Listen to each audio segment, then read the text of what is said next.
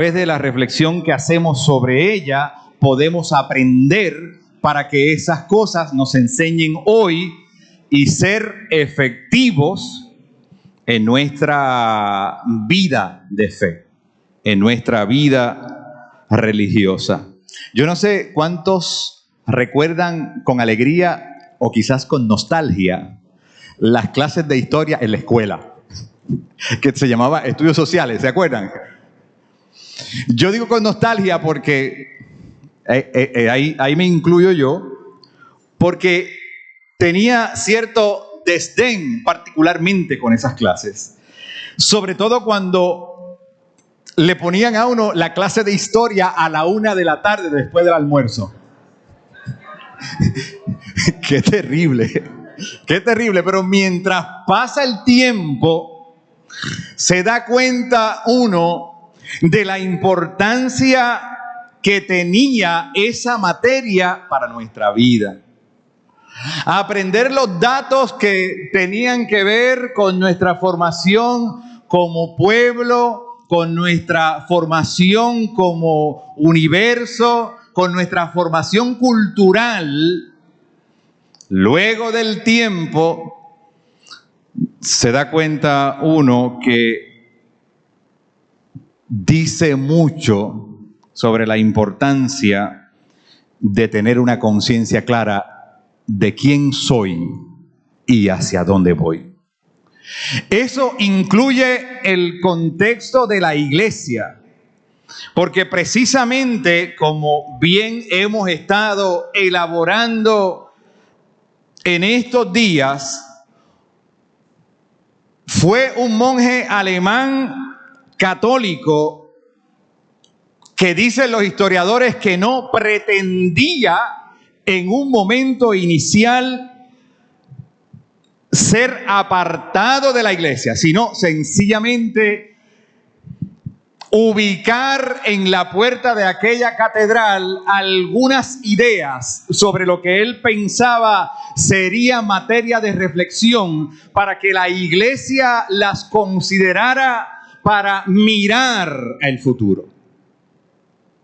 Bueno, pero como a veces ocurre, la estructura, y usted, ¿verdad?, le pone el pensamiento que mejor entienda, la estructura, y ya hemos dicho, ¿verdad?, que hay estructura. Mire, en nuestra vida personal hay estructura de pensamiento, de cómo deben ser las cosas, ¿verdad?, por dónde debo dirigir esta acción. Así que la estructura existe en todo. Pues la estructura refutó a Lutero y lo separó. Bueno, y Lutero se tuvo que ir de la iglesia. Y hoy, desde entonces, nosotros conocemos en un aspecto muy general, ¿no? ¿Verdad? Muy general.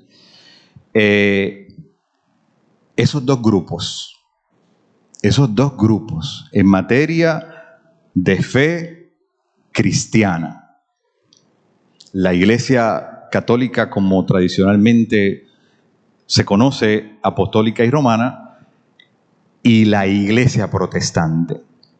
Y desde entonces, fíjense, 505 años hasta el día de hoy, nosotros estamos delante, según los reformadores, de una reforma que, si bien es cierto, la podemos identificar en el 1517 con ese acto, también podríamos decir, y repito, como han dicho los precursores y los sucesores de la reforma, que este es un movimiento que no solamente ha sido un evento, sino que la reforma ha requerido reformarse continuamente.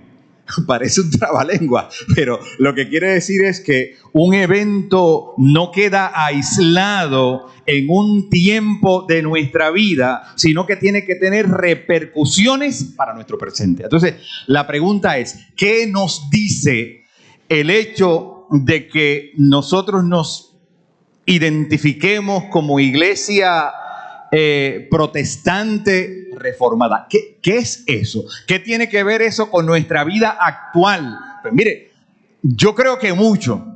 Y además que tiene que ver con un texto donde un hombre bajito, trabajador del gobierno, se trepa encima de un árbol para que Jesús lo vea. ¿Tendrá que ver algo eso con Reforma Protestante? Pues yo creo que sí, porque Zaqueo fue bueno, primero porque fue un protestante en el sentido de que desafió a su gobierno y a su religión, ¿verdad? Y segundo, porque lo que hizo transformó la visión de la fe de ese entonces. Entonces, para nosotros también una aplicación podría ser: ¿estamos dispuestos a subirnos al árbol para que Jesús nos vea? Con la reputación que tenemos, ¿verdad? Con lo que nosotros somos, con lo que dicen de nosotros. ¿Qué estamos dispuestos a hacer para llamar la atención de Jesús? Y en ese sentido, descubrir que eso que nos identifica como pueblo de Dios, después de transcurridos 505 años, tiene que hablarnos con una voz firme también al día de hoy. Claro, después de eso, nosotros no solamente tenemos Iglesia Católica e Iglesia Protestante. No. Hoy en día nosotros tenemos grupos espirituales en todos los sentidos, de todos los nombres, con todas las estructuras. Hoy en día nosotros tenemos también personas que se resisten a aceptar la fe como su norma de vida. Hoy en día nosotros tenemos, siempre lo ha habido, pero tenemos también gente que se denomina atea porque pues su preferencia es no mirar la fe en Dios como la conocemos nosotros para regir su vida. Así que el mundo religioso de hoy es complicado, pero es también un reto para la iglesia protestante en el sentido general. Y nosotros hoy somos parte de esa visión que tuvieron gente como Martín Lutero, ¿verdad? Que dicho sea de paso, no fue el único, pero es posible que sea el protagonista icónico de esta reforma. Pero esa gente, conforme a lo que descubrió en la palabra de Dios, resuena hoy en nuestras conciencias para preguntarnos, por un lado, qué es ser iglesia protestante, y por el otro, qué vamos a hacer con eso que decimos que somos ante la realidad de un mundo tan diverso y tan convulso en el tema de la fe. Y yo creo que mientras conmemoramos y celebramos este evento, también la conciencia debe trastocar nuestra mente para detenernos a pensar sobre estos detalles. La síntesis de la obra de Lutero nace con un encuentro distinto con la palabra de Dios, esencialmente por revelarle a él esa palabra, la necesidad de que la Biblia fuera accesible para todos los seres humanos que pusieran su fe en Cristo. ¿Sabe que ese fue el germen que encendió la llama? Porque la palabra de Dios no tenía acceso a la masa, al pueblo. era inaccesible. En primer lugar, porque estaba escrita en un idioma distinto al que el pueblo entendía. Y en segundo lugar, por el hecho de que no se podía alegadamente, porque traer la noción de la palabra de Dios en una manera explícita podía ser un riesgo, precisamente porque la palabra tiene tanto poder y tanta autoridad que no puede haber un acercamiento a ella si no hay una transformación del espíritu y de la vida. Por eso la palabra es un reto, porque la palabra nos va a transformar independientemente de la meta que tengamos al acercarnos a ella. Y esa palabra particularmente abrió los ojos de Lutero cuando, leyendo el libro de Romanos, se tropieza con el capítulo 1 y el verso 17, que dice: porque en el Evangelio la justicia de Dios se revela por fe y para fe, como está escrito, mas el justo por la fe vivirá. Entonces, por eso es que se establecieron 5 solas, ¿verdad, linda? 5 solas: la gracia, la escritura, ¿qué más? La fe, la gloria y Cristo. Y Cristo, ahí están las 5. Entonces Lutero dijo: esa fe tiene que ser transmitida y comunicada de manera clara al pueblo de Dios para que haya también la misma transformación que hemos descubierto los reformadores. Esa es, a grandes rasgos, la experiencia de la Reforma, a partir de la cual se le dio el nombre a la Iglesia Protestante, de la que nuestra Iglesia Evangélica Unida de Puerto Rico lleva en sí su razón de ser y su identidad. De hecho, hay una iglesia que se quedó con ese nombre, la Iglesia Reformada, ¿verdad? ¿Ah? De ahí viene nuestra hermana Irma. La Iglesia Reformada como el nombre oficial de esa denominación. Y una pregunta acertada sería: ¿qué tiene que ver este hombre del Evangelio que se trepa a un árbol para ver pasar a Jesús con este tema de esta mañana? Ya les he dicho que me parece que bastante. Porque la reforma protestante no ha sido la única reforma que se ha experimentado. Tal vez la más reciente en términos de nuestra época. Y con todo, ya lleva 500 años. Pero hace 2000 años vino a esta tierra un reformador. Jesús de Nazaret. Que de hecho fue sin duda el que reformó la mente de Lutero y de otros.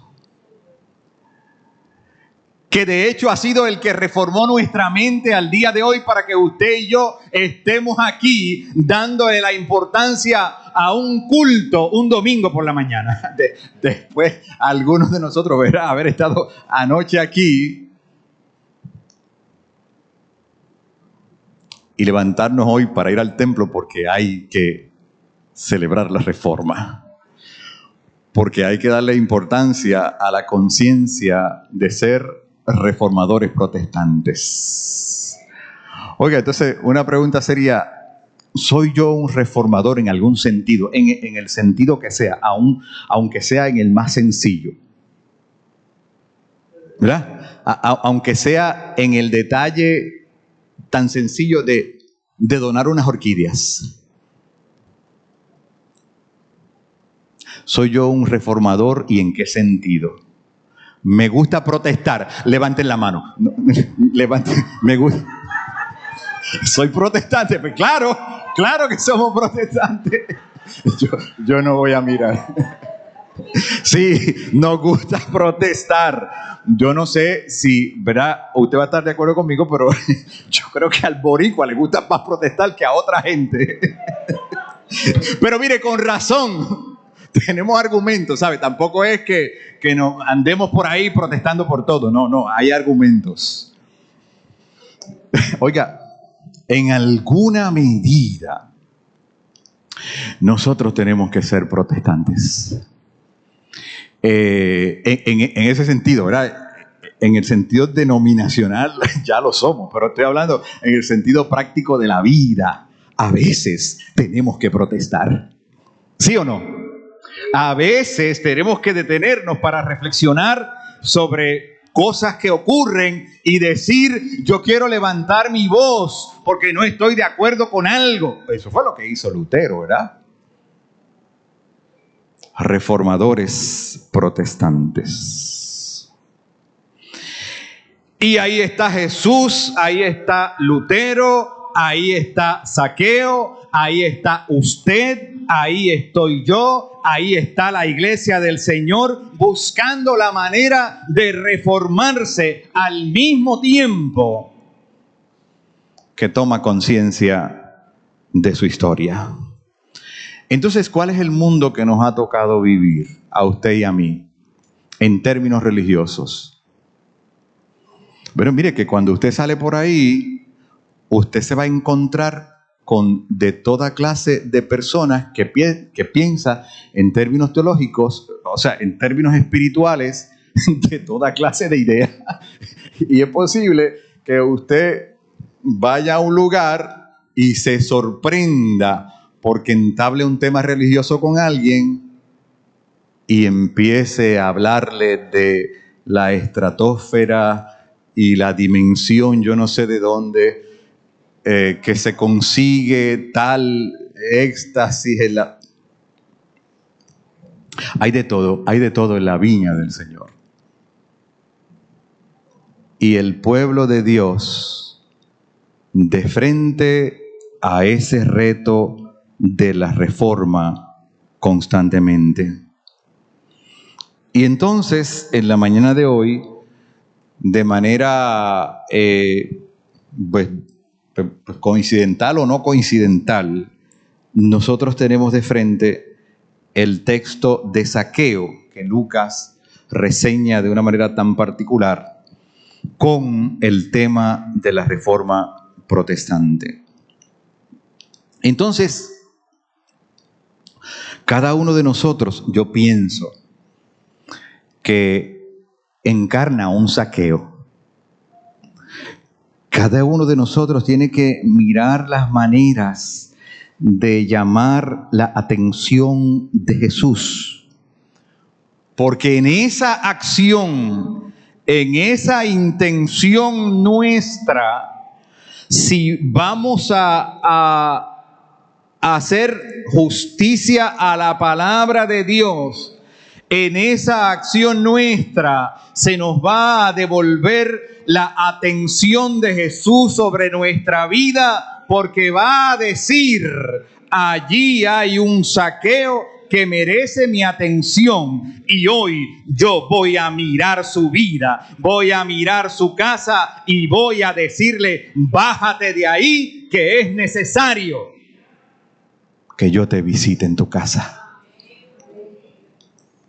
Sí, Zaqueo reformó la idea de la urgencia de acercarse a Jesús.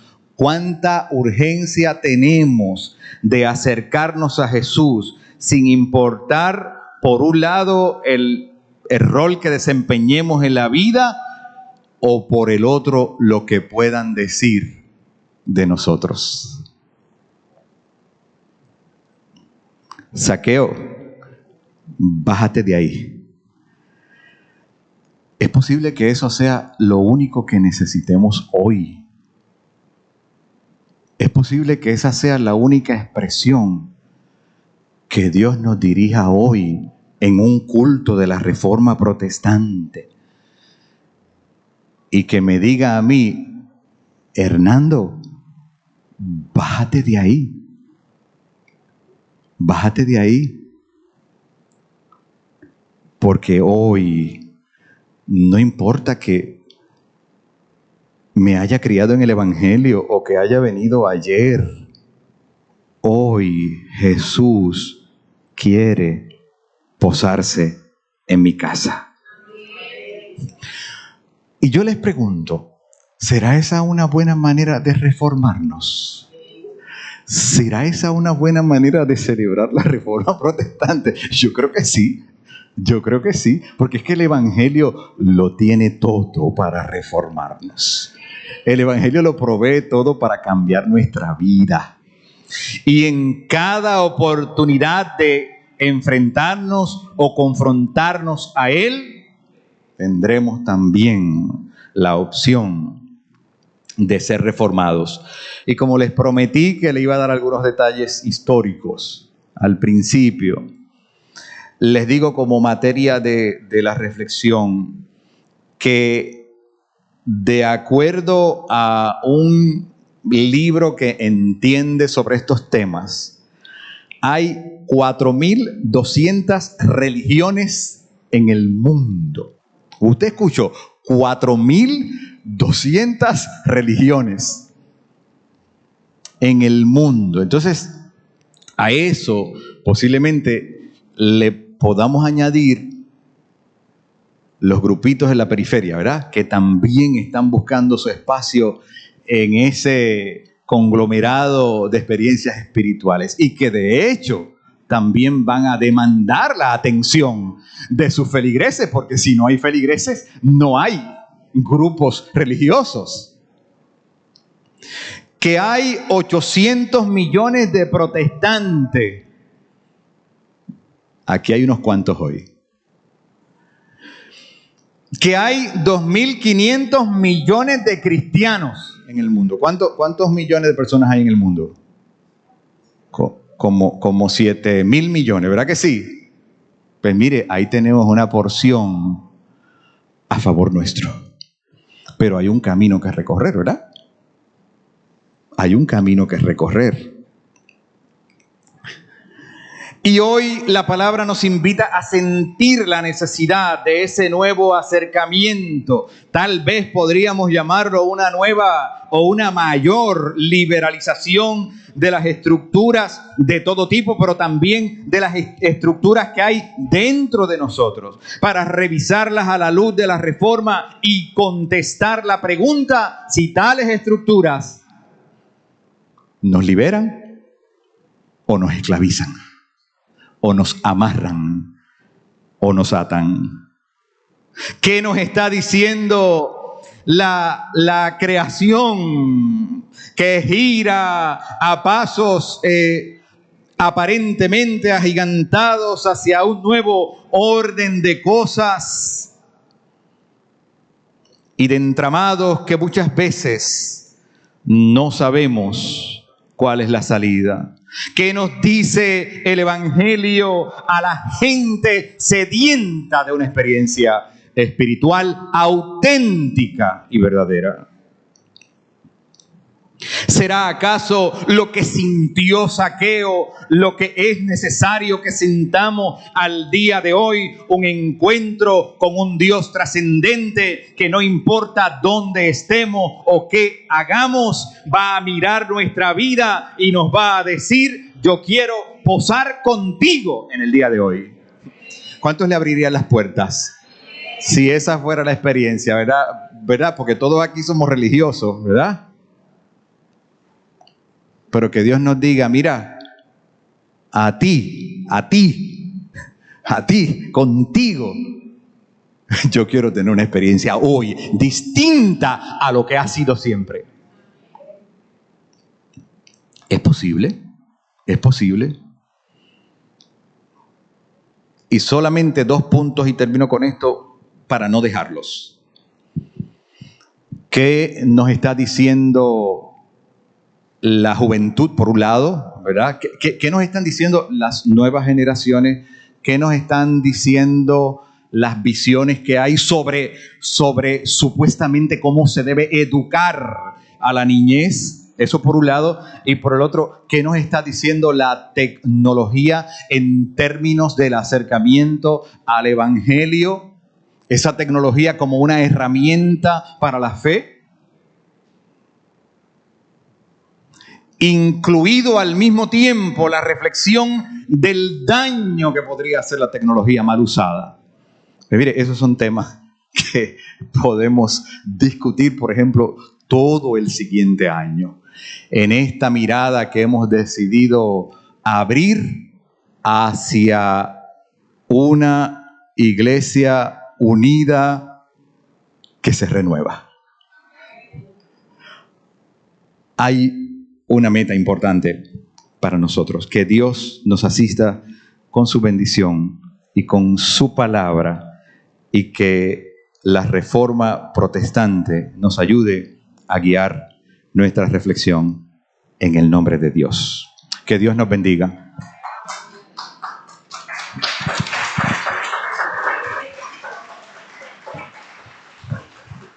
Amén. Damos